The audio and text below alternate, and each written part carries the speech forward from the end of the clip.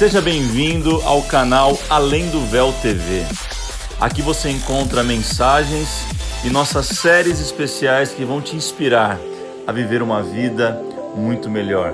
Que Deus te abençoe. Começando uma série nova hoje, Multiforme. O que é multiforme? Segundo Efésios 3:10 vai falar sobre a multiforme graça de Deus.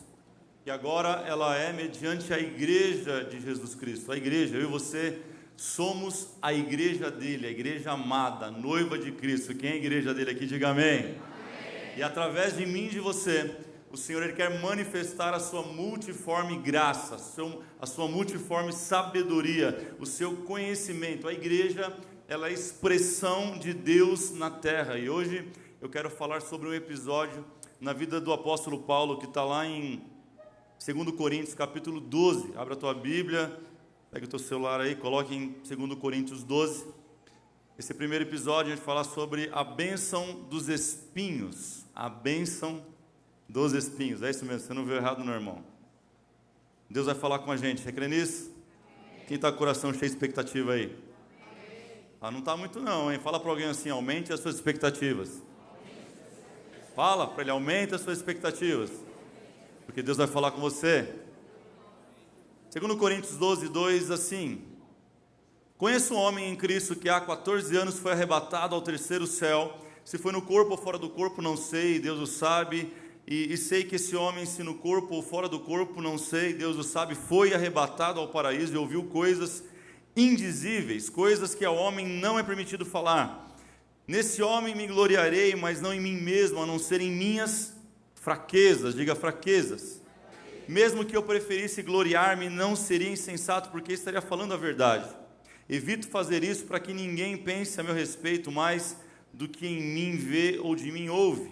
Olha o verso 7. Para impedir que eu me exaltasse por causa da grandeza dessas revelações, foi-me dado um espinho na carne, um mensageiro de Satanás para me atormentar. 3 vezes roguei ao Senhor que o tirasse de mim, mas ele me disse: minha graça é suficiente para você, pois o meu poder se aperfeiçoa na...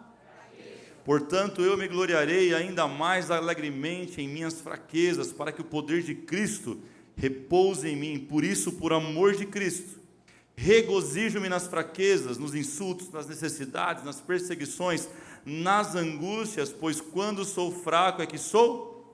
Pois quando sou fraco é que sou... Vamos orar. Pai, obrigado por esta noite, por esse tempo na tua casa, na tua presença, entre família, entre irmãos. A nossa oração é simples, Deus, fala com a gente, ministra a tua vontade, revela para nós o teu querer nessa noite, nos dá direção, Pai. Fala, Senhor, nós cremos que tu és um Deus que fala com o coletivo, fala com a tua igreja, mas também tu és um Deus pessoal, que cada palavra que sai deste altar nessa noite possa trazer significado, destino, Senhor, para a vida dos teus filhos. Essa é a nossa oração, em nome de Jesus nós oramos. Quem pode dizer amém por isso? Amém, amém. Glória a Deus. Contexto desse episódio, dessa história de Paulo, é uma cidade chamada Corinto. É uma cidade complicada, gente. Ela era uma metrópole, era a maior metrópole na sua época, era como se fosse a Nova York de hoje. Quando tem vontade de conhecer Nova York, é aquela loucura, gente. Times Square é um monte de gente, um monte de língua, um monte de crença, de religião, tudo misturado, você vê de tudo ali. Assim era Corinto, na época. Uma cidade bem cheia. Ela tinha aproximadamente, segundo os historiadores, em torno de 800 mil habitantes. Uau, diga uau. A gente ouve o evangelho e fala assim, os caras deviam parecer caipiras lá vivendo, uns 500 pessoas, 1000, não, era uma cidade enorme, era quase o tamanho da nossa cidade. Quem é de Santo André aqui? Deixa eu ver, a maioria, nós temos aí quase 1 milhão, não é isso? Era uma cidade, talvez o tamanho da nossa, população talvez do tamanho da nossa, e ela tinha os seus desafios também, como nós temos o nosso, toda cidade grande tem os seus desafios. É nesse cenário que Paulo começa a implantar uma igreja, a igreja de Corinto. O problema é que ao invés da igreja de Corinto começar a influenciar a sociedade e a cidade de Corinto, começou a acontecer ao contrário. O pensamento daquela cidade começou a influenciar a igreja.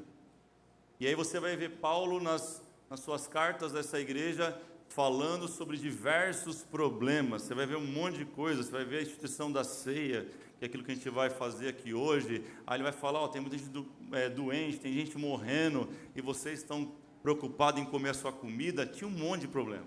Pensa numa igreja complicada, era a igreja de Corinto. Não bastando isso, o capítulo 11 vai falar que se levantaram alguns superapóstolos. Paulo dá esse nome para os caras. Superapóstolos, homens que se intitularam melhores que os outros e começaram a inquirir Paulo, a falar contra Paulo, contra suas credenciais, porque não sei se você sabe, Paulo não caminhou com Jesus. Paulo e Jesus não eram contemporâneos, por isso que eles falavam, você não é apóstolo nada, você não caminhou com ele, você não carrega as marcas dele, você não viu as coisas que ele fez. Você lembra que Paulo foi chamado na estrada para Damasco, quem lembra? Que ele estava lá, ele foi jogado ao chão, ele ficou cego, Jesus falou com ele, por que você está perseguindo, Paulo, a mim e meu povo? E ali ele tem um encontro com Cristo, Cristo já ressurreto. E dali, 3 anos, Paulo inicia seu ministério. Então, começaram a questionar ele. E Paulo, para esses religiosos, essas pessoas, sabe? Jesus sempre foi assim, irmão. Jesus, ele sempre tratou religioso diferente de como ele trata pecador. Você já percebeu isso? Sim ou não? Para religioso, Jesus, ele sempre respondia com uma pergunta. Pode ver. É ou não é? O cara perguntava, ele vinha com outra pergunta. Os caras queriam pegar no contrapé, ele vinha com outra. E às vezes até parecia um pouco assim, né? Você sabe. Mas com o pecador, Jesus tratava diferente. E não era diferente. No 11 ele está tratando com essas pessoas, é para eles que eles escrevem, dizendo, ó, vocês acham que são estáis? Então tá bom, deixa eu contar para vocês um pouquinho do meu currículo. Vocês são hebreus? Eu também sou hebreu. Inclusive eu sou da tribo de Benjamim. Ah, vocês são judeus? Eu sou judeu de judeu. Eu estudei aos pés de Gamaliel. É como se ele falasse assim, eu estudei em Harvard, e vocês? Em Yale, em Oxford, e vocês? Paulo fala assim, vocês querem mais? Tá bom, sou fariseu. No trato da lei eu sou fariseu. Fariseu eram os caras mais chatos da época. Eles guardavam a lei como ninguém. Se tinha que jejuar 3, eu jejuava 5. Se tinha que fazer isso, eu fazia muito vezes mais. E aqueles caras que ficavam em praça pública dizendo, eu jejuo. Esse era o fariseu. Por isso, quando a gente vai jejuar, a Bíblia fala assim, ó, não, teu irmão não saiba que você está jejuando, não faça como os fariseus. E Paulo dá suas credenciais para os religiosos, os superapóstolos da época, mas quando o capítulo vira para o 12, Paulo começa a falar com a igreja e ele muda o seu discurso. Não sei se você percebe, ele muda a sua fala e ele já não conta mais o seu currículo, ele já não começa a falar mais de vantagens, e ele começa a dizer assim, ó, tem um homem, não sei se, né, se no corpo ou fora de corpo, e ele está falando de si mesmo. Ele foi a testemunha ocular, ele viveu isso, ele foi levado ao terceiro céu, ele teve revelações inefáveis. Inefáveis significa indizíveis, e não tem interpretação, não tem nem como explicar. Paulo viveu algo que quase nenhum outro ser humano viveu. Só que ele fala de si em terceira pessoa, ele fala, não vou falar de mim mesmo, mas eu falo de Cristo. Paulo não estava preocupado em fazer discípulos de si mesmo, mas sim para Cristo. Paulo aprendeu que se vangloriar ou contar vantagem é coisa para gente imatura. Conhece alguém assim? Ganhou uma promoção no emprego. O cara almoçava com você a semana inteira, gente boa, trocava ideia, o cara subiu um pouquinho mais de cargo, assim, um pouquinho. Nem olhar na sua cara mais. Ou o cara já desceu lá do Morro da Marmita, sabe onde é? Deus falou com ele assim, tchê. Ele já volta achando que é o cara mais espiritual do mundo. Conhece alguém assim? Que ganha um pouquinho mais de dinheiro, começa a pisar nas pessoas, compra um carro melhor, já não enxerga mais ninguém. Sabe, Paulo, ele quer ensinar para mim e para você nessa noite, ei, cuidado, não conte vantagem, contar vantagem é coisa de gente imatura. Ele muda o discurso, ele muda, gente, e começa a falar sobre o que é o Evangelho. Escute isso, o Evangelho não é sobre aonde eu cheguei. Diga assim, o Evangelho não é sobre aonde eu cheguei. mas como eu cheguei. Paulo começa a falar das suas experiências pessoais. Paulo começa a falar daquilo que ele está vivendo. Sabe, o verso 6, ele começa a falar de algo chamado real life, vida verdadeira, real. Paulo não quer fingir uma coisa que ele não é. Muitas vezes nosso problema é esse. A gente quer fingir algo que a gente não é. A gente quer, como diz o português, claro, por aí, comer azeitona e arrotar caviar. Paulo não finge o que ele não é. Paulo, ele rasga e começa a falar do que ele é, porque evangelho não é sobre super-homens da fé. Paulo está falando, eu fiz tudo isso, eu tenho tudo isso de estudo, eu vivi tudo isso. Ele fala no capítulo 11, eu sofri tantos naufrágios, eu sofri 39 chibatadas por Cristo. Ele fala, mas tudo isso não vale nada. O que vale é aquilo que eu realmente sou. O evangelho não é sobre super-homens, gente de capa, com cueca e calcinha por cima da roupa, é ridículo isso aí. O evangelho é sobre pessoas comuns que servem a um Deus extraordinário. E ele começa a falar sobre isso. O verso 7, ele fala sobre o seu espinho na carne. O espinho na carne. Um tema que na teologia deu muita discussão, né? Um fala que é isso, um fala que é aquilo, outro fala que é aquilo, outro. Gente, uma coisa é certa, não era pecado. Não era um pecado. Amém? Tira isso da cabeça. Número 1, é esse dele. Número 2, era algo extremamente humilhante. Era um mensageiro de Satanás que vinha bater na cara dele. Olha como ele explica isso. Dá para pensar, você dizer assim, eu tenho algo na minha vida que parece que é um filho do, como diz meu pai, do capiroto, que vem lá das regiões profundas para me encher a paciência, para tirar minha paz. Era isso que Paulo está falando. É algo que tira minha paz, é algo que, não sei lidar com esse negócio. E número 3, Paulo não conta qual era o seu espinho. Sabe por quê? Sabe por quê? Fala para o seu irmão assim, para você não comparar o seu com o dele. Cada um tem o seu espinho. A realidade é que todos nós carregamos em nós alguns espinhos. Tem gente que carrega há 14 anos como Paulo, outros há 20, outros há 5, outros há 30 anos. A realidade é que todos nós carregamos espinhos. Ninguém é melhor do que ninguém. Se Paulo estivesse aqui, ele ia compartilhar pelo menos 4 coisas com a gente. Eu quero compartilhar com você nessa noite. Se você está anotando, anote isso. Número 1, orações não respondidas não são necessidades não atendidas. Quantas vezes nós oramos a Deus pedindo de fato a vontade de Deus? Se eu perguntar, você fala, não, pastor, eu peço a vontade de Deus toda vez que eu oro. Pede, mas pede de verdade? Ou é da boca para fora? Vamos lá.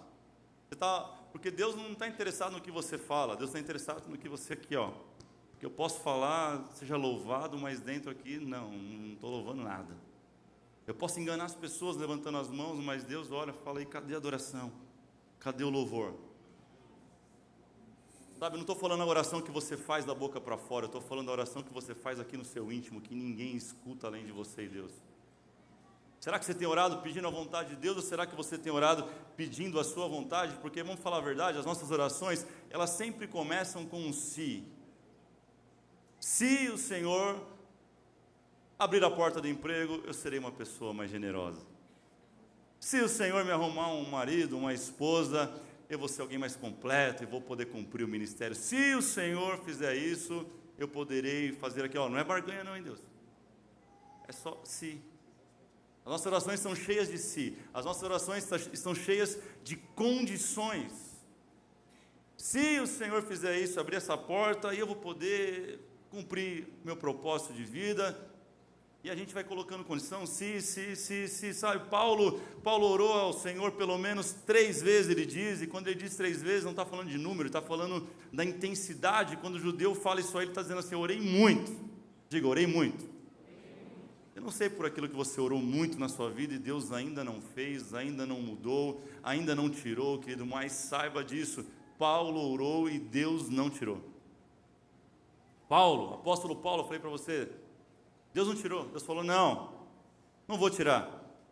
Mas espera aí, pastor, você falou que Deus responde Ele não responde, mas ele atende a necessidade. Como que é esse negócio, querido? Ó, Deus ouviu a oração de Paulo, sim ou não? Está dividido. Quem acha que ele ouviu, levanta a mão. Quem acha que não ouviu? E quem não levantou a mão, nenhuma das anteriores. Não quero me arriscar, pastor, sabe? Deus ouviu, irmão, Deus ouve tudo. Conversa é essa. Ainda fala que os ouvidos dele não estão agravados, que não possam ouvir. Lembra de Daniel? Daniel orou e vem a resposta depois. Daniel, desde o primeiro momento que você orou, ó, te ouvi. Só que eu sou Deus, Daniel. Eu respondo quando eu quero. Eu respondo, aliás, o que eu quero. Ele respondeu a oração de Paulo, gente? Respondeu. A resposta dele para Paulo foi essa: eu vou satisfazer a sua necessidade sem responder a oração do jeito que você quer. Eu não vou tirar o espinho, mas eu vou preencher a sua necessidade. É isso que ele estava falando para Paulo, e talvez é isso que ele está falando para mim, para você nessa noite. Ei, eu não preciso tirar esse espinho da sua vida para satisfazer a sua necessidade, porque existe uma distância muito grande da minha necessidade para aquilo que realmente eu quero. Deus não tem comprometimento com aquilo que nós queremos, Deus tem comprometimento com aquilo que nós necessitamos. Como é isso, pastor? Me explica. Quem tem filhos aqui vai entender. Se eu deixar a Lara comer tudo o que ela quer, é McDonald's todo dia, irmão. Não enjoa, não enjoa. Não enjoa. E se ela comer esse negócio todo dia, estou fazendo propaganda negativa e nem positiva. O que vai acontecer com ela? Vai ficar doente, e vai virar óbito. Sim ou não? E eu, como um bom pai, eu não atendo o que ela quer. Eu dou para ela o que ela precisa. Ela precisa de arroz, ela precisa de feijão, ela precisa de carne, ela precisa de verdura, ela precisa de legumes. Está entendendo? Deus, como é um bom pai, Ele muitas vezes não dá o que a gente pede, mas Ele sacia a nossa necessidade. É sobre isso que Paulo está falando, e essa é a resposta que Deus dá para ele. Você já parou para pensar? Para mim, uma das coisas mais misericordiosas que Deus pode fazer por mim e por você é não responder às nossas orações. Coisa que Deus mais pode fazer por nós é isso, algumas vezes não responder às orações, sabe? 2018, vocês sabem, já contei isso aqui, eu vou relembrar você. Eu comecei a orar por um espinho na carne, algo que incomodava. Eu comecei a orar ao Senhor, eu e minha casa, eu e minha esposa oramos. E Deus, tira isso de nós, é a nossa oração. A gente é sem vergonha. Vou falar português, claro. Porque a gente orava assim: Deus, né? Deus, tira o espinho, seja feita a tua vontade, lá. Mas dentro a gente estava assim: leva a gente para Londres. Não, Deus, a tua vontade lá no coração estava. Pode ser em Miami também, Deus, não tem problema. Ah, não, pode ser New Jersey também, não tem problema.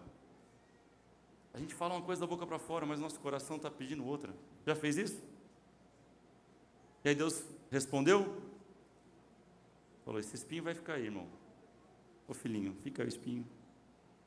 Você não vai para Londres, você não vai para Miami, você não vai para New Jersey, você vai para Bairro Paraíso.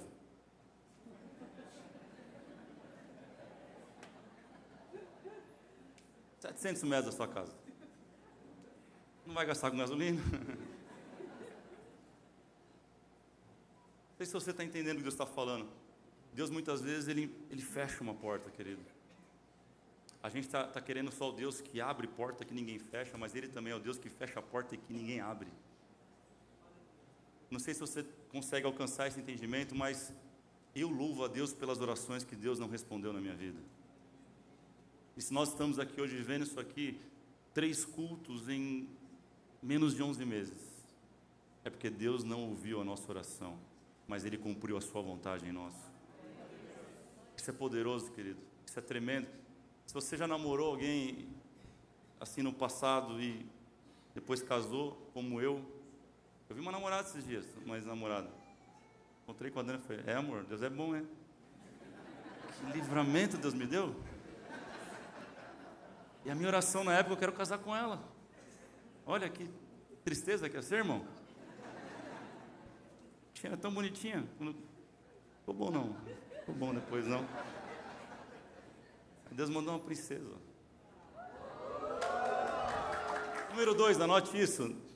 Não negue as suas fraquezas. Vamos dizer junto no 3? 1, 2, 3. Não negue as suas fraquezas. Tudo aquilo que eu evito, o diabo invade. Tudo aquilo que eu evito, piora. Tudo que eu ignoro, piora.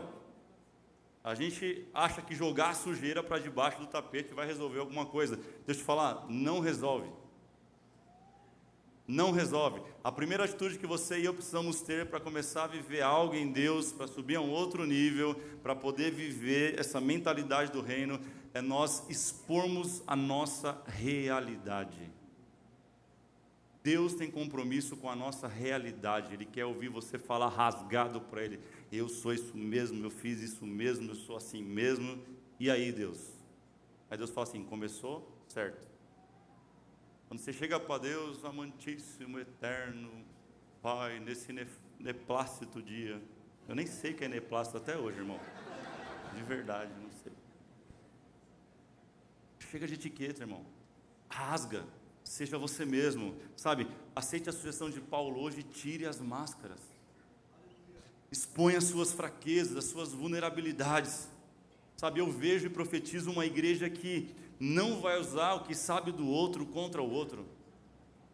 Chega desse negócio de a gente ser igreja dentro das quatro paredes, aí sai daqui, vai lá para fora e fala mal do irmão, aí vai lá e começa, porque o irmão confiou em mim, eu começo a manipular a vida dele. Está repreendido em nome de Jesus, irmão. Deus te levantou para ser bênção na vida das pessoas, Deus te levantou para poder manifestar amor, manifestar bondade, graça sobre as pessoas, sabe? Você tem que ser aquele que sabe o problema da pessoa, mas cobre ela e não fala mal dela. O Evangelho é sobre isso, é um Jesus que sabe todos os nossos defeitos, mas morreu para cobrir todos eles. Mas você precisa se expor, você precisa acreditar nesse ambiente, sabe? Eu não sei quem é a pessoa que mais sabe sobre a sua vida, mas eu sei quem é que sabe mais sobre a minha vida. Quem que é, gente? Quem? Muito bem, e na terra, quem que é? Ali, ó, aquela pessoa linda. A Dani, gente. Quem que mais sabe da minha vida hoje? Se não for ela, tem alguma coisa errada. Quem é casado entende isso aqui que eu estou falando. É ou não é, irmão? Olha aí, Rúdio. Sabe se eu tenho bafo, se não tenho, se eu tenho chulé, se eu não tenho, sabe tudo, irmão. Sabe meus piores defeitos. Vou te contar uma coisa, eu tenho defeito pra caramba. Estar aqui em cima não faz nada diferente de você. Título de pastor não muda nada, irmão. Continuo cheio de defeito. Estou trabalhando nele, você trabalha nos seus e no meu, está tudo certo. Mas ela é a pessoa que mais sabe. E a pessoa que mais sabe, ela tem as maiores armas, a maior quantidade de munição possível, a maior artilharia está na mão dela. O irmão sabe um negócio de você, ele tem um 38 contra você, a Dani tem uma bazuca enorme, supersônica, virada para mim, a qualquer momento ela pode me destruir, irmão. Faz sentido? Sim ou não? Agora, isso é ruim ou isso é bom? Depende. Cara, isso é maravilhoso. Porque ela é a pessoa mais empoderada nessa terra para ser um agente de transformação na minha vida. A tua esposa, irmão, não é tua adversária. Tem gente que acha que casamento é uma partida de tênis. Qual que é o objetivo do tênis? Bater o mais forte, ou o mais difícil, ou com o mais defeito possível, para que o teu adversário não pegue a bolinha. Alguém joga tênis aqui? Ou melhor para você, como frescobol. Quem jogou frescobol na praia aqui? Qual que é o objetivo do frescobol, irmão? Fala assim, eu não posso deixar a bola cair. Casamento é sobre isso, relacionamento é sobre isso. Isso você pode levar para uma amizade, pode levar para qualquer lado que você quiser.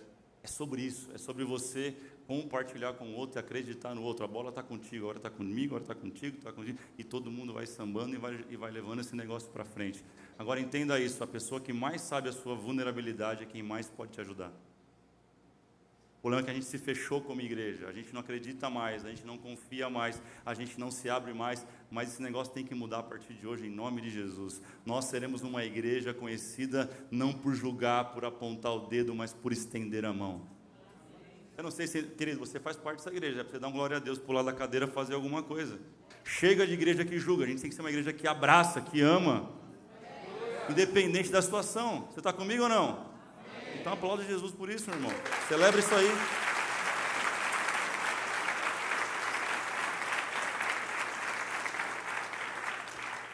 Fala para alguém assim, abra espaço para a graça de Deus. Número 3, é isso. A gente vive num tempo incrível, 2020, o ano da tecnologia. Eu amo tecnologia, não sei você, mas eu tenho 37 anos e eu nasci nessa explosão da internet, quando tudo estava começando, e computador. E eu amo tecnologia, amo até hoje. Gosto demais. E é muito boa a tecnologia, só que ela trouxe consigo alguns problemas. E um deles que eu vejo hoje é o tal do celular. Como assim, pastor? O celular é uma bênção, tem minha Bíblia.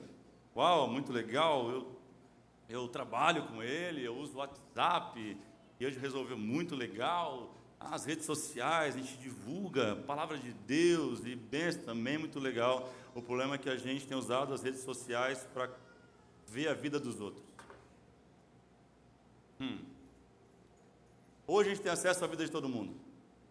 A um clique você sabe o que as pessoas estão fazendo, comendo, onde estão viajando, o que está usando de roupa, sim ou não?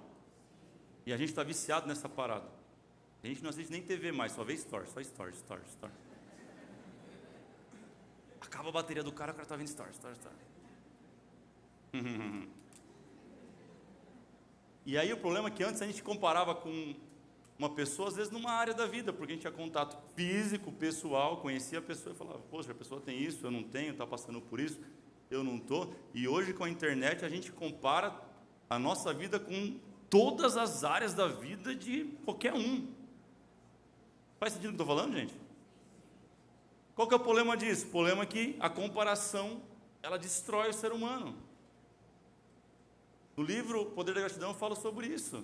Quando a gente olha para quem está melhor que a gente vai sempre se autodestruir, apertar o botão de destruição, porque assim, ele tem, eu não tenho, ele pode, eu não pode. Você olha lá, você acorda de manhã, um dia 13, zoado, aí você abre o store, está lá, aquela, você é mulher, né? Olha, aquela atriz, que dá até raiva de bonita, você fala, nossa, ela está sempre produzida, ela está sempre maquiada, ela dorme, ela acorda assim. Acorda não, bobo. Acorda, boba, né? Acorda não. Aí você fala, nossa, isso que é beleza, isso que é mulher. Aí você olha uma família, a foto de uma família. E, gente, eu nunca vi ninguém postar em rede social foto acordando de verdade. Eu nunca vi. Eu desafio amanhã, hashtag sem filtro. Tá lançado o desafio, amém? Os homens postam, aleluia. Aqui mesmo, aqui é macho, pá. Mulherada posta nunca. É 33 filtros para poder postar uma foto, irmão. E vira de assim, de cima para baixo emagrece. Vou dar dica para você, irmão, que não entendeu ainda. É por isso que as blogueiras postam de cima para baixo, porque emagrece. De lado a silhueta fica mais fina. 33 filtros. A gente olha isso e fala, isso é vida real? Não, isso é fake. Aí você olha aquela família perfeita, esse casal nunca briga. Tem cara que acredita, tem gente que acredita nisso. Nossa, olha esses filhos, nunca foram possuídos pelo demônio como o meu. Que perfeição. Uau. Tá bom. Você está lá um ano na academia, ralando, meu irmão, para poder fazer uma forcinha e subir sabe? Aí você olha o Instagram do cara, personal fitness, não sei das quantas, o cara 6 gominhos, pá, barriga de tanquinho, você olha a sua barriga e fala, meu Deus, que desgraça que é essa? Oh Jesus, parece que tudo que eu como vai para a barriga. E aí você desespera, você fala, essa vida não presta, isso vai destruindo você, a comparação e a destruição dos sonhos em câmera lenta. Cuidado. Toda vez que a gente fizer isso, a gente vai sentir pior. E Deus não prometeu nos dar uma graça para ser igual ao outro. Escute isso, a graça de Deus não vai te levar a ser igual ao outro. A graça de Deus não vai preencher o vazio que existe entre você e o cara que você vê no Instagram. A graça de Deus não vai preencher o vazio que existe em você com a comparação que você vê na sua rede social, no seu vizinho, seja onde for. A graça de Deus, ela é diferente, querido. A graça de Deus, ela vai preencher aquilo que você é hoje com aquilo que você vai ser daqui a 10 anos. A graça de Deus é pessoal. Ela vai preencher a sua melhor versão. Sabe? Não se compare. Deus não vai nos dar graça para sermos igual ao outro. Era sobre isso que Paulo estava falando. Não estava falando assim, ó, todo mundo aí pode comparar com todo mundo, você vai ser top, incrível, fantástico. Não, ele estava falando, Deus respondeu para ele assim, Paulo, não vou fazer o que você está falando aí, não vou tirar o espinho, porque a minha graça basta para você. Ela é suficiente, não sei se você sabe, mas a palavra suficiente é adequado para o seu propósito. E a palavra adequado significa a medida correta. Juntando tudo isso fica, a minha graça é o tamanho certo para o seu propósito.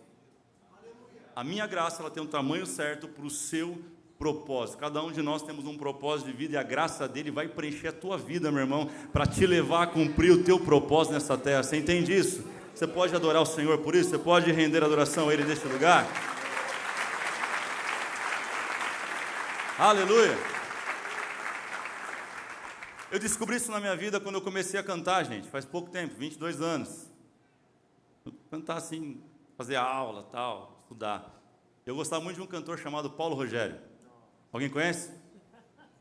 Ó Santo Deus. Lembra não?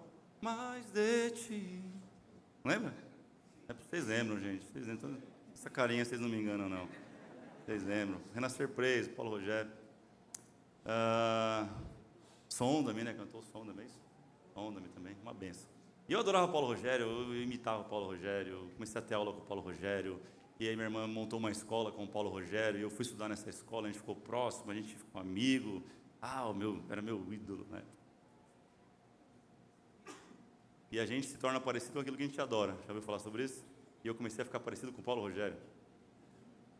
Então eu cantava igual o Paulo Rogério, eu fazia tudo igual o Paulo Rogério, vibrato do Paulo Rogério, a respiração do Paulo Rogério, as terminações de frase do Paulo Rogério, tudo, irmão, até um dia que a minha mulher, aquela adversária, não, aquela abençoada ali, falou assim, você está ridículo, para de imitar o Paulo Rogério.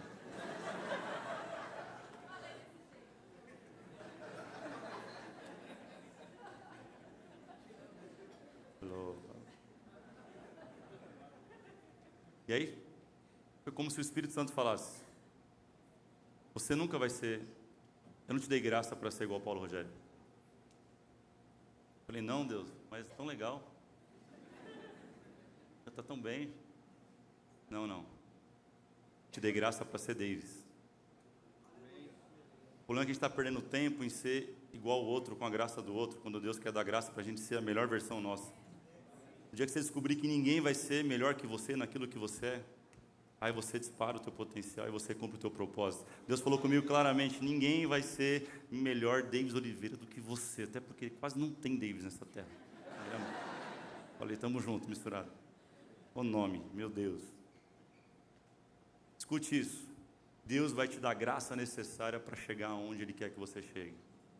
Com isso você pode contar. Quem entende isso? Bate na mão de alguém e fala assim, seja você. Diga assim, não queira ser igual a ninguém. Fala assim, Deus te deu graça para você ser a sua melhor versão. Amém, gente? Amém? Aleluias. 4. Espinhos não podem impedir o nosso chamado. Vamos dizer isso no 3. 1, 2, 3. Gálatas 4:13, Paulo fala assim, foi por causa de uma doença que eu cheguei a pregar o evangelho para vocês, falando para os Gálatas, sabe, a doença de Paulo foi o que canalizou ele para chegar até esse lugar e poder pregar o evangelho. Eu não sei o que você está esperando, querido, mas nada do que você está enfrentando pode impedir o teu chamado, o teu propósito de vida. Para de dar desculpa, para de dar muleta, sabe, quem quer faz, quem não quer... Vamos lá, quem quer faz, quem não quer, dá desculpa, irmão. Paulo não tinha desculpinha furada, não, sabe o que é? Não tem não, irmão. É doente, vai doente, está zoado, vai zoado, não está dando... sabe, não estou no melhor momento, vai para cima, faz e acontece, para de dar desculpa. Verso 10, Paulo começa a falar sobre a bênção que foi o espinho na vida dele. A bênção do espinho. A gente não quer espinho, quem quer? Procura colher uma rosa, tu vê o que acontece. Quem já colheu rosa aqui? Quem já furou o dedo? A gente quer a beleza da rosa, mas a gente não quer furar o espinho. A vida... Furar o espinho? Não, furar a mão. O espinho. Edita essa parte aí, Renato. A gente quer a beleza da vida, mas a vida é feita de sensações e cada um sente a vida de forma diferente, sim ou não?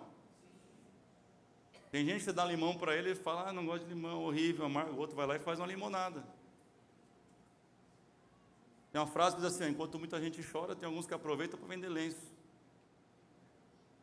Eu me lembro de uma história de um empresário de uma grande fábrica de calçados, que mandou 2 caras para a Índia, para espiar a terra, para poder fazer uma pesquisa de mercado. Depois de 10 dias, esses 2 caras voltaram, um chegou com um relatório dizendo, olha só, esquece levar a fábrica para a Índia, porque na Índia ninguém usa sapato. Os caras estão descalços. O outro chegou falando assim, ó, monta a maior fábrica que você puder na Índia, porque na Índia ninguém usa sapato. A vida é feita de sensações.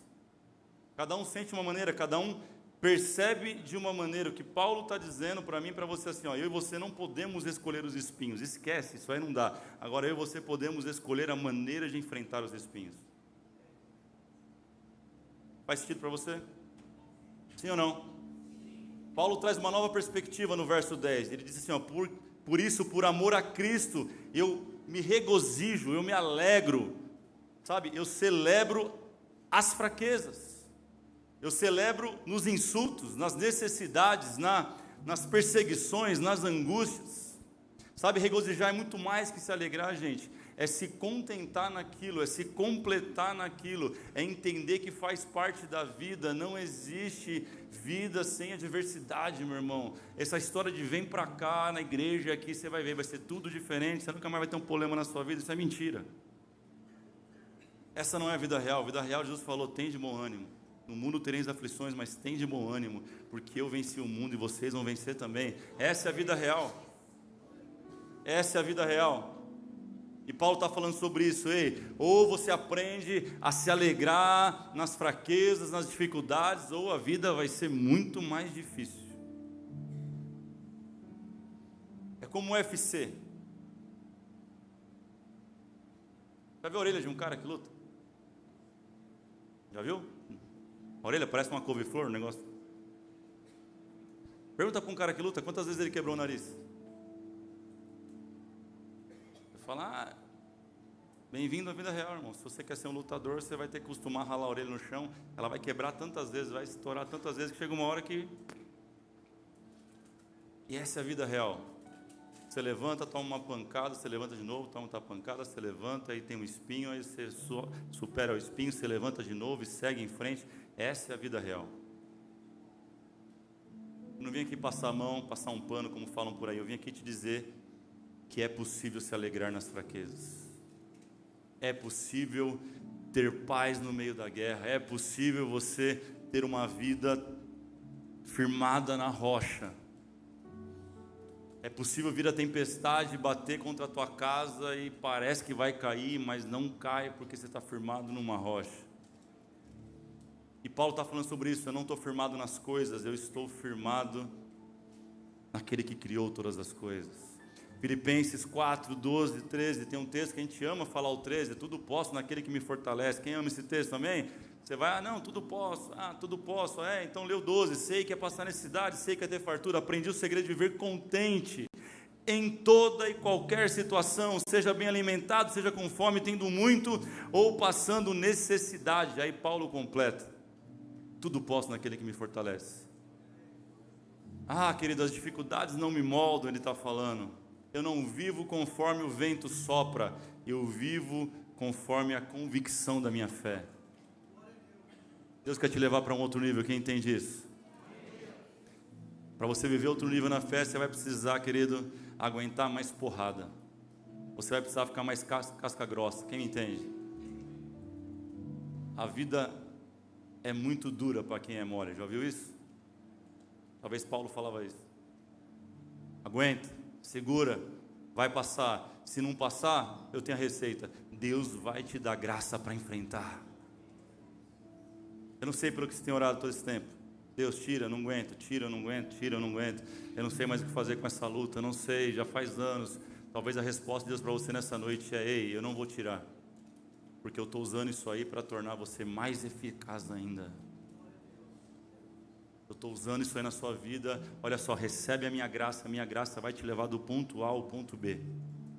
E quando você chegar no ponto B, você vai chegar mais forte, mais resiliente, mais, sabe, mais casca grossa. Deus está fazendo isso com alguém, Deus está falando com alguém. Não sei se você sente a voz do Espírito Santo falando com você nessa noite, mas eu sinto impulsionado de te dizer: aguenta, segura firme. Como dizia, não sei quem dizia, mas dizia: força na peruca.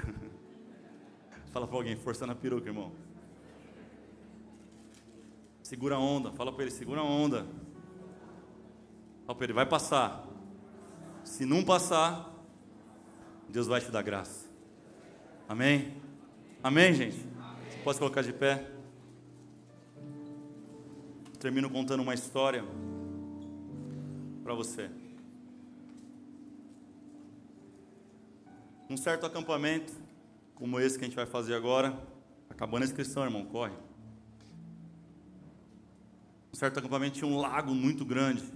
E no primeiro dia, o pessoal da liderança foi dar aquelas instruções de acampamento. Não pode fazer isso, não pode fazer aquilo, não pode, sabe, não pode zoar o amiguinho, não pode passar pasta, não pode colocar pasta dentro da meia do irmão, senão o irmão vai acordar de manhã, vai enfiar. Não pode essas coisas, não pode colocar bombinha no quarto.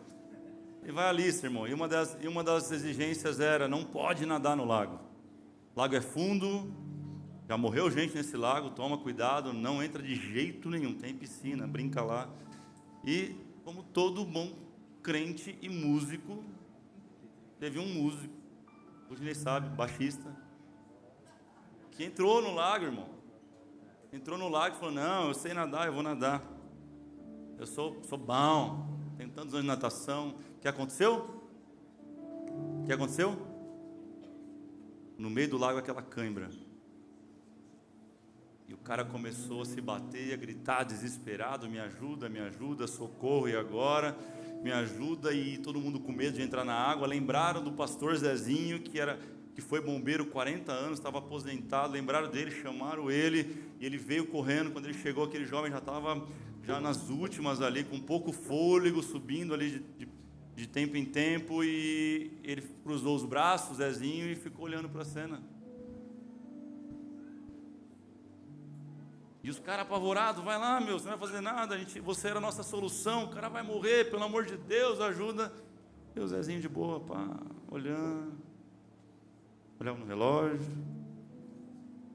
Os caras começaram a desconjurar o Zezinho. Falou: Zezinho, você não é crente não, Zezinho. Isso não se faz, Zezinho. O cara vai morrer, cara, pelo amor de Deus. Se fosse carioca, ia falar: meu irmão, vai logo. Zezinho esperou aquele cara praticamente não subir mais. Pulou na água, deu 4 braçadas. Bombeiro é outra parada, irmão. 4 braçadas, chegou no cara. Agarrou o cara, voltou para a margem, e o cara estava bem. E aí os caras foram brigar com o Zezinho: meu, legal, você salvou, mas por que você demorou tanto? Poxa, porque você fez isso? Se eu fosse 1 minuto antes, ele me agarrava e morria nós dois juntos abraçados. Talvez você está enfrentando algo na tua vida, meu irmão, que você está desesperado, agoniado, falando: Deus, meu Deus, chega logo. Está demorando, porque está demorando. Deixa eu dizer para você: Deus não chega nem adiantado e nem atrasado. Deus não é igual eu e você, que perde a hora, que chega atrasado no compromisso, que fura o pneu do carro, que pega trânsito. Deus não tem esse negócio, irmão. Deus, ele chega na hora certa, no momento certo. Enquanto ele não chegar, ele vai te dar graça para você suportar, e você não vai morrer afogado nessa situação. Quem crê nisso? Aguenta mais um pouco. Faz um pouco mais de força. Socorro vem, meu irmão. Deus não desampara nenhum dos seus filhos. O socorro vem. Todas as coisas estão no controle das mãos dele.